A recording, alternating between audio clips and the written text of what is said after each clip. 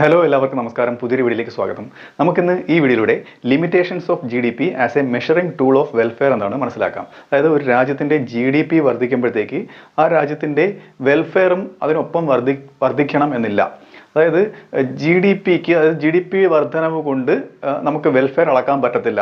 അത് ഒരു വെൽഫെയറിൻ്റെ ടൂളായിട്ട് GDP കാണുമ്പോഴത്തേക്ക് അതിന് ചില ലിമിറ്റേഷൻസ് ഉണ്ട് എന്നാണ് ഞാൻ വീഡിയോയിലൂടെ ഉദ്ദേശിക്കുന്നത്. നമുക്ക് കുറച്ച് ലിമിറ്റേഷൻസ് ഉണ്ട്. ഇങ്ങനെ അതായത് GDPയുടെ ഇൻക്രിമെൻറ്റ് വെൽഫെയർ അളക്കുന്ന ഒരു ടൂൾ അല്ല എന്ന് സ്ഥാപിക്കുന്നതിന് ചില ലിമിറ്റേഷൻസ് വരുന്നുണ്ട്. അതാണ് ഞാൻ ഈ വീഡിയോയിലൂടെ പറയാൻ പോകുന്നത്. നമുക്ക് നേരിട്ട് വീഡിയോയിലേക്ക് കിടക്കാം. Limitations of GDP as welfare. ഇവിടെ പറയുന്നത് പലപ്പോഴും GDP ജനങ്ങളുടെ വെൽഫെയർ അളക്കുന്നതിനുള്ള ഒരു സൂചകമായിട്ടാണ് എടുക്കുന്നത്. GDP often considered as an index of welfare of the people. പക്ഷേ welfare depends on greater per head availability of goods and services. അതായത് ഓരോ ആൾക്കാർക്കും എത്ര പെർ ഹെഡ് അവൈലബിലിറ്റി ഓഫ് സാധനങ്ങളുടെ സേവനങ്ങളുടെ ലഭ്യത ഉറപ്പാക്കിയാൽ മാത്രമാണ് നമുക്ക് വെൽഫെയർ നമുക്ക് എടുക്കാൻ പറ്റുന്നത്. അതിലാണ് വെൽഫെയർ ആശ്രയിച്ചിരിക്കുന്നത്. അതുകൊണ്ട് higher GDP is generally taken as greater welfare of people. അപ്പോൾ GDP ഉയരുമ്പോഴത്തേക്ക് വെൽഫെയർ കൂടി എന്നൊരു ജനറൽ ഒരു കൺസിഡറേഷൻ ഉണ്ട്. എന്നാൽ this generalisation may not be correct due to some limitation. ചില ലിമിറ്റേഷൻസ് മൂലം ഞാൻ ഈ പറഞ്ഞ ജനറലൈസേഷൻ കറക്റ്റ് അല്ല. ആ ലിമിറ്റേഷൻസാണ് ഞാൻ പറയാൻ പോകുന്നത്.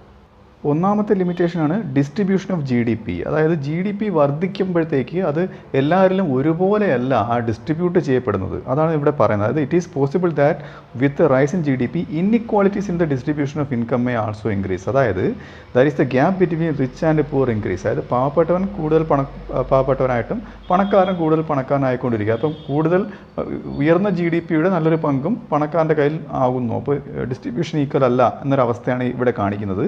അതൊരു ലിമിറ്റേഷനാണ്. രണ്ടാമത് ചേഞ്ച് ഇൻ പ്രൈസസ്. അതായത് വിലയിലുണ്ടാവുന്ന വർധനവ്. ഇപ്പോൾ if increase in GDP is due to rise in prices and not due to increase in physical output. അതായത് വില കൂടിയതുകൊണ്ടാണ് GDP ഇങ്ങനെ എത്രയും GDP ഉള്ളതായിട്ട് കാണുന്നത്.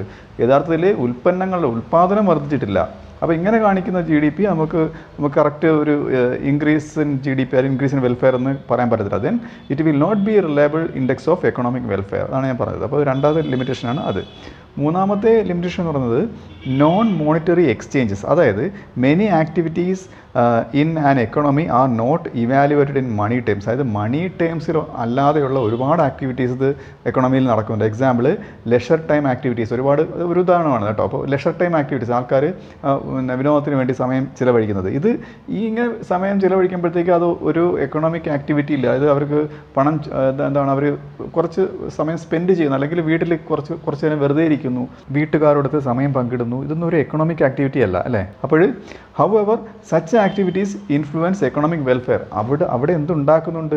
എക്കണോമിക് വെൽഫെയർ ഉണ്ടാക്കുന്നുണ്ട്. അപ്പോൾ ഇത് GDP ആയിട്ട് റിലേറ്റഡ് അല്ല.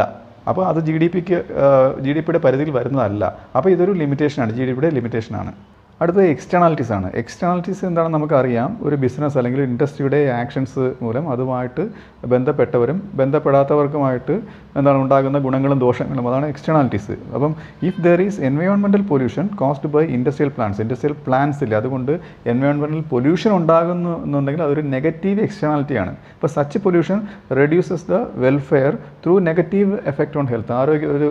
ആരോഗ്യത്തിന് ദോഷകരമാകുന്ന രീതിയിൽ ബാധിച്ചുകൊണ്ട് അതൊരു നെഗറ്റീവ് എക്സ്റ്റേണാലിറ്റി ക്രിയേറ്റ് ചെയ്യുകയാണ് ചെയ്യുന്നത്, അല്ലേ?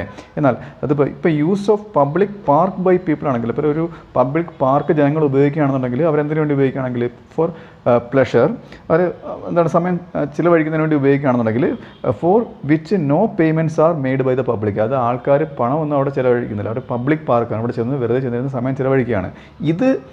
It increases welfare through positive effect on health. അപ്പോൾ അവിടെ സമയം ചിലവഴിക്കുമ്പോഴത്തേക്ക് അതൊരു ആരോഗ്യകരമായ നല്ലൊരു ഗുണം ഉണ്ടാക്കിക്കൊണ്ട് അവർക്കൊരു പോസിറ്റീവ് എക്സ്റ്റേണാലിറ്റിയാണ് കൊടുക്കുന്നത്. ഓക്കെ, അപ്പോൾ ഇതെങ്ങനെ GDPയുമായിട്ട് ബന്ധപ്പെട്ടിരിക്കുന്നു എന്ന് വെച്ച് കഴിഞ്ഞാൽ, അതായത് ഒരുപാട് GDP അല്ലെങ്കിൽ പ്രൊഡക്ഷൻ വർദ്ധിക്കുമ്പോഴത്തേക്ക് ഒരുപാട് ഇൻഡസ്ട്രിയൽ ആക്ഷൻ ഉണ്ടാവും, അല്ലേ? അപ്പോൾ ഈ ഇൻഡസ്ട്രിയൽ ആക്ഷൻ മൂലം അത് ഒരു നെഗറ്റീവ് എക്സ്റ്റേണാലിറ്റി വന്നു കഴിഞ്ഞാൽ അതൊരു അതിൻ്റെ ഒരു പോരായ്മയാണ്, അതിൻ്റെ ഒരു ലിമിറ്റേഷനാണ്, GDPയുടെ ലിമിറ്റേഷനാണ്.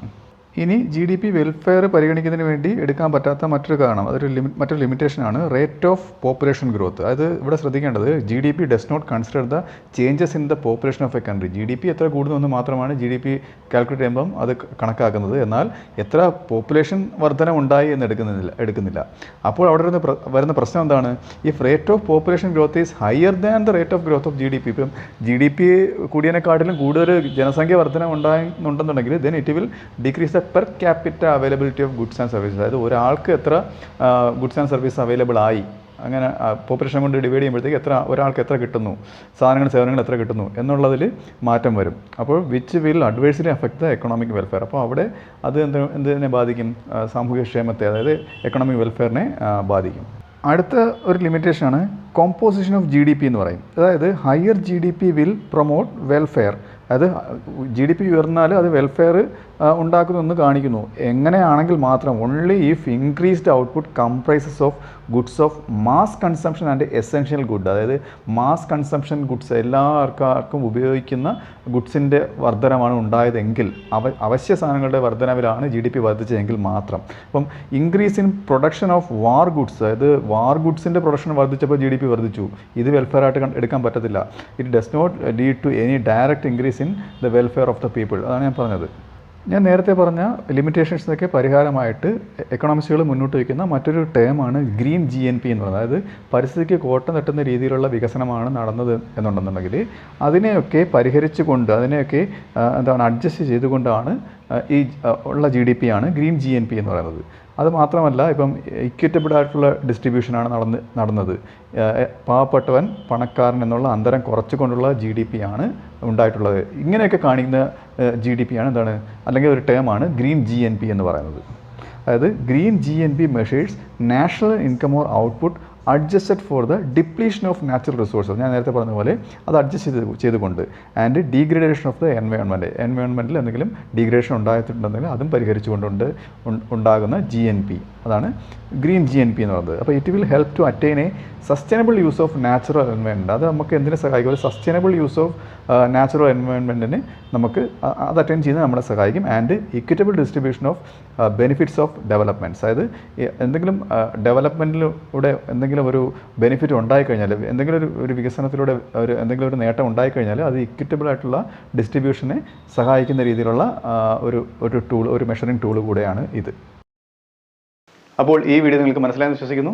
അടുത്ത വീഡിയോയിലൂടെ മറ്റൊരു വിഷയമായി വീണ്ടും കാണാം.